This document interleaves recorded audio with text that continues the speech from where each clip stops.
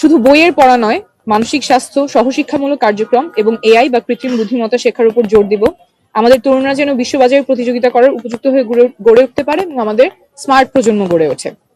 শিক্ষকদের বেতন এবং মর্যাদা বৃদ্ধির জন্য সংসদে লড়ব। একই সাথে স্কুলে বুলিং বা হয়রানি বন্ধে কঠোর নজরদারি নিশ্চিত করব। স্কুলগুলোতে যেন অভিভাবক শিক্ষক ফোরাম তৈরি হয় এবং তা যথাযথভাবে কাজ করে সেটা নিশ্চিত করব। মেধা আমাদের সবার, কিন্তু সুযোগ কেবল ধনীদের নাগালেই থাকে। আমাদের অনেক তরুণ তরুণীরা বেকার, কারণ সিস্টেম তাদের পক্ষে নেই। মেধা আছে, পুঁজি নেই। কেবল বড় শিল্পপতিদের ঋণ মওকুফ করা হয়।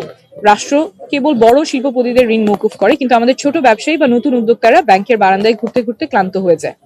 আমাদের মায়েরা কাজ করতে চান, কিন্তু ডে কেয়ার সেন্টার না থাকায় সন্তানকে ঘরে রেখে তারা কাজে যেতে পারেন না। এটা অর্থনীতির একটা ব্যর্থতা। সমাধানে আমরা কি কি প্রস্তাব করছি? Start up Dhaka ৯ fund.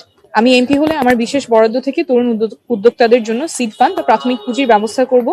জামানত ছাড়া সহজ শর্তে ঋণ পাওয়ার জন্য আমি ব্যাংকের সাথে লড়াই করব। কর্মজীবী মায়েদের জন্য প্রত্যেকটা ওয়ার্ডে সরকারি খরচে বা ভর্তুকি দিয়ে কমিউনিটি ডে কেয়ার সেন্টার চালু করব, যাতে মায়েরা নিশ্চিন্তে কাজে যেতে পারেন। আমাদের ঢাকা ৯ আসনে অনেকেই অনানুষ্ঠানিক খাতের শ্রমিক, গৃহকর্মী থেকে শুরু করে যারা অনানুষ্ঠানিক খাতের শ্রমিক আছেন, সবার জন্য ন্যায্য মজুরি এবং আইনি সুরক্ষা নিশ্চিত করতে আমি সংসদে কথা বলবো। কেউ যেন তাদের দুর্বলতার সুযোগ নিতে না পারে। ভোটের পরে এমপি নিখোঁজ, এটা অনেকেই বলেন, অনেকেই কমপ্লেন করেন, কারণ ভোটের আগে নেতারা হাতে পায়ে ধরেন, কিন্তু ভোটের পরে আর টিকিটাও দেখা যায় না। এমপিকে পাওয়া একদম ভাগ্যের ব্যাপার। এই সংস্কৃতি আমরা বন্ধ করব।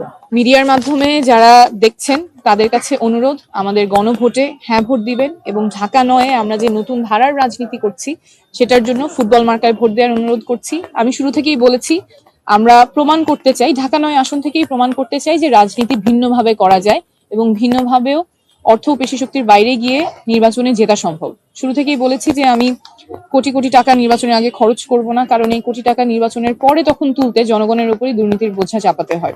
লাখ লাখ পোস্টারে ছেয়ে আমার শহরটাকে আমি নোংরা করব না। অতিরিক্ত লাউডস্পিকার ব্যবহার করে দুর্ভোগ আমি সৃষ্টি করব না, কারণ এতে যারা শিক্ষার্থী আছেন, যারা অসুস্থ আছেন, আমাদের শিশুরা, আমাদের প্রবীণদের কষ্ট হয়। শোডাউনের ক্ষেত্রে যেটা হয় কারো অজানা না, কিছু কর্মী থাকে, কিন্তু বেশিরভাগ ক্ষেত্রে ভাড়া করা মানুষ দিয়ে শোডাউন করতে হয়। এবং এই যে লাখ লাখ পোস্টার কিংবা শোডাউন, এগুলো আসলে জনসেবার জন্য না, বরঞ্চ সাধারণ জনগণের উপরে নিজের ক্ষমতার দাপট দেখিয়ে ভোটটা নেয়ার জন্য করা হয়।